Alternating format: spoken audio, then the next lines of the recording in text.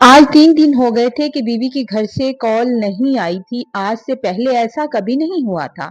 मैं 3 साल से दुबई में था। जब भी घर जाने का प्लान करता कोई ना कोई काम आ जाता था, इसलिए 3 साल जाते जाते गुजर गए थे।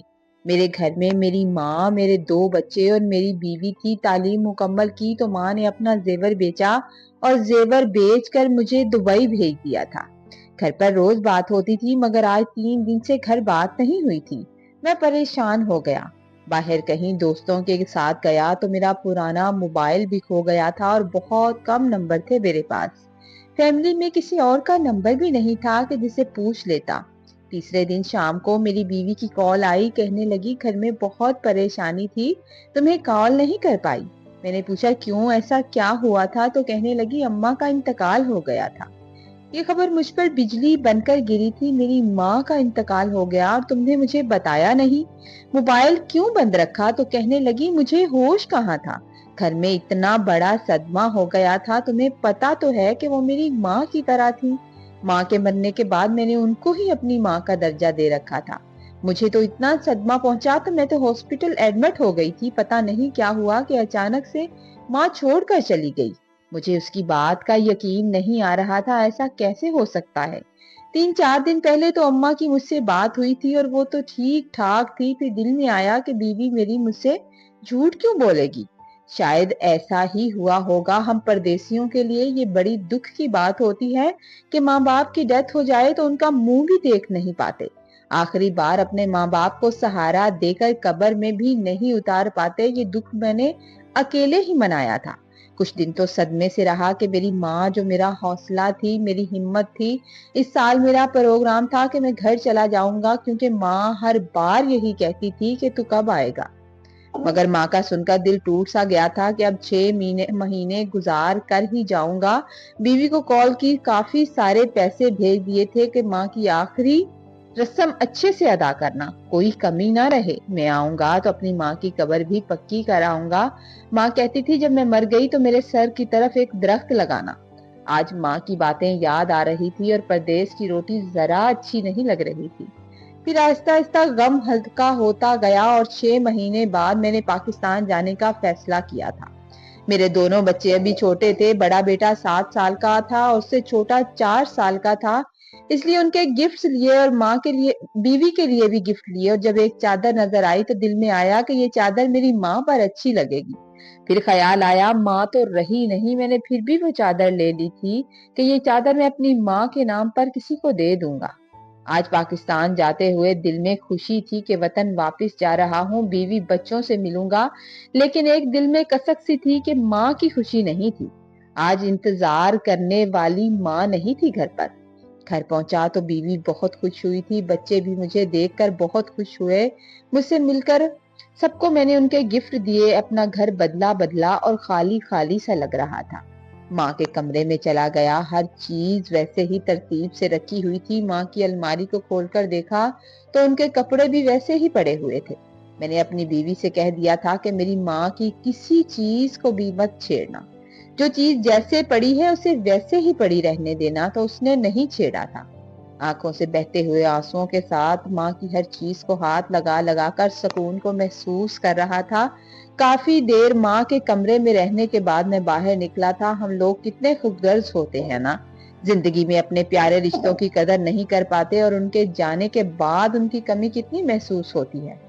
बीवी ने बहुत सारे खाने बना रखे थे। हमने खाना खाया और खाना खाने के बाद मैं जो बैरून मुल्क में अपनी तवील मुलाजमत का अरसा इतना लंबा गुजार कर हाल ही में अपने वतन वापस आया था, तो अपने देरीना दोस्त यानी कि डॉक्टर फराज से मुलाकात के लिए उनके पास चला गया। डॉक्टर फराज न सिर्फ मेरे गहरे दोस्त थे, बल्कि शहर के मशहूर मारूफ पागल खाने के इंचार्ज थे और नफ्सियाती अमराज के माहिर भी थे। मुलाकात के बाद फराज ने मुझे गर्म जोशी से अपने हस्पताल का मुकम्मल दौरा करवाने की पेशकश की, ताकि मैं वहां के इंतजाम और मरीजों की हालत का जायजा ले सकूं। हस्पताल के वसी सहनों और राहदारी में जहाँ एक गहरी और अजीब सी खामोशी छाई हुई थी। मैंने बहुत से मरीजों को देखा था जो अपने ही दुनिया में मगन थे। कुछ लोग तो बातें करने में मसरूफ थे, जबकि कुछ लोग खामोश बैठे थे। کوئی دیوار سے سر ٹکا کر بیٹھا تھا، کوئی بے مقصد آستگی سے گنگنا رہا تھا اور کسی کی آنکھوں میں گہری ویرانی اور خالی پن نمایاں تھا۔ اس منظر کو دیکھ کر مجھے ایک شدید اداسی اور بے چینی محسوس ہو رہی تھی اور میں نے جلد از جلد یہ دورہ ختم کرنا چاہتا تھا۔ اسی دوران ہسپتال کے اندرونی حصے میں بنے ایک نیم تاریک کمرے کے دروازے سے جھانکتے ہوئے میری نظر ایک پلنگ پر بیٹھی ایک عورت پر جا پڑی۔ اس عورت کا حلیہ نہایت ہی عجیب سا تھا۔ اس کے کپڑے میلے کچیلے تھے، بال الجھے ہوئے تھے، بکھرے ہوئے تھے اور اس کے چہرے پر ہوش و حواس کی کوئی رمق باقی نہیں تھی۔ میرے قدم بے اختیار وہیں رک گئے اور مجھے پہلی ہی نظر میں ایک سخت جھٹکا لگا تھا کہ میں نے یہ چہرہ اپنی زندگی کے کسی اہم حصے میں دیکھ رکھا ہے۔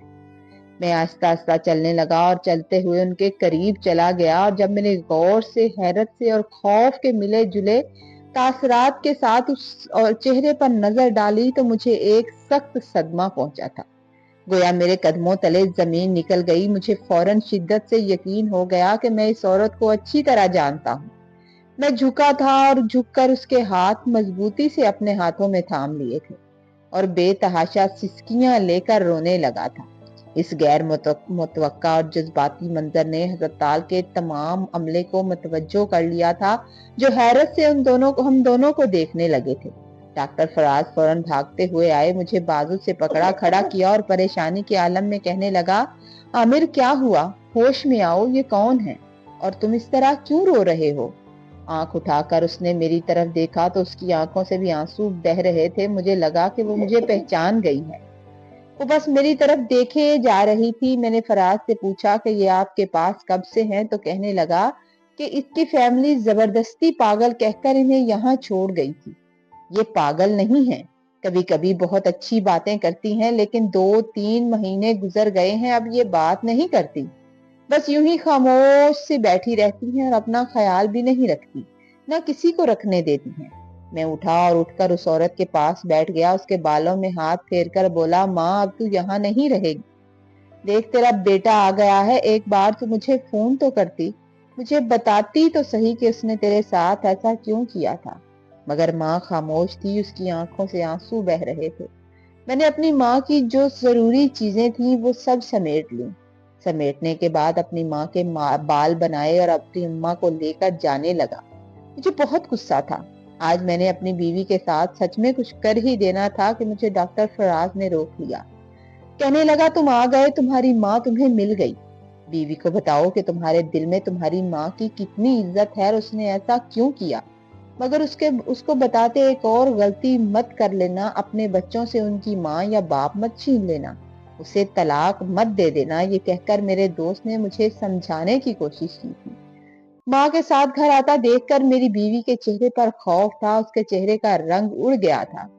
اس نے کیسے مجھے دھوکہ دے دیا، اور میں بھی پاگل تھا کہ کسی سے پوچھا بھی نہیں، کنفرم بھی نہیں کیا، بس اپنی بیوی کی بات پر یقین کرتا رہا۔ میں ماں کو لے کر اس کے کمرے میں آ گیا تھا اور اپنے بڑے بیٹے سعد سے کہا تھا کہ دادو کے لیے کھانا لے کر آؤ۔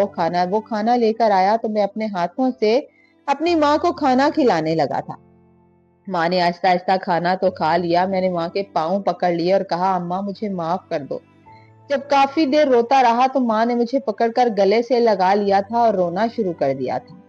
کب کے آنسو جو اس نے چھپا رکھے تھے آج اس نے سارے بہا ڈالے تھے۔ پھر کہنے لگی، میں نے تو اب خود کو پاگل سمجھنا شروع کر دیا تھا۔ اب تم آ گئے، میں وہاں سب سے کہتی تھی کہ میں پاگل نہیں تھی، مگر کوئی یقین نہیں کرتا تھا۔ مگر اب تو میں نے خود ہی خود کو پاگل سمجھنا شروع کر دیا تھا کہ میں ہوں پاگل۔ مگر میرا دل کہتا تھا کہ میرا بیٹا ایک دن ضرور آئے گا۔ تمہاری بیوی تمہاری اتنی محنت سے کی گئی کمائی کو بہت زیادہ فضول خرچ کرتی تھی، جسے میں اس کو منع کرتی، تم نے مجھے الگ جو کارڈ بنوا کر دیا تھا وہ بھی لے لیا تھا اس نے۔ جب میں نے اس کے کمرے میں پڑا دیکھا تو میں اسے لے آئی، اور اس بات پر اس نے بہت جھگڑا کیا تھا اور مجھے دھمکی دینے لگی کہ کارڈ واپس دو ورنہ گھر سے نکال دوں گی۔ جب میں نے اسے نہیں دیا کہ میرا بیٹا پیسے بھیجتا ہے اور مجھے دوائی کی ضرورت ہے، تو اس نے نہ صرف مجھے مارا بلکہ ایک گاڑی والے کے ساتھ مجھے پاگل خانے بھجوا دیا تھا۔ ماں کی بات سن کر میرا دل خون کے آنسو رو رہا تھا، مگر مجھے دوست کی بات یاد آئی کہ بچوں کا کیا قصور۔ بس اسی خاطر میں خاموش ہو گیا تھا۔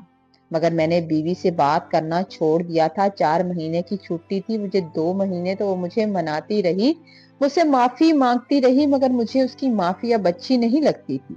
अब मैंने बाहर जाने का इरादा भी कैंसल कर दिया था। वो मुझे बार-बार कहती थी कि अगर तुम यहाँ रहोगे तो हम गरीब हो जाएँगे।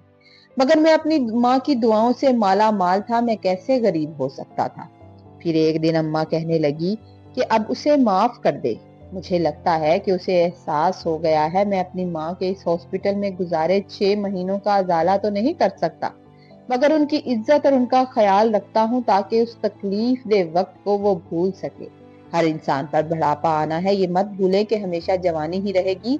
आज जो आप सास ससुर या माँ बाप से सलूक करेंगे, कल वही सलूक आपके साथ दोहराया जाएगा। ये बात हमेशा याद रखें।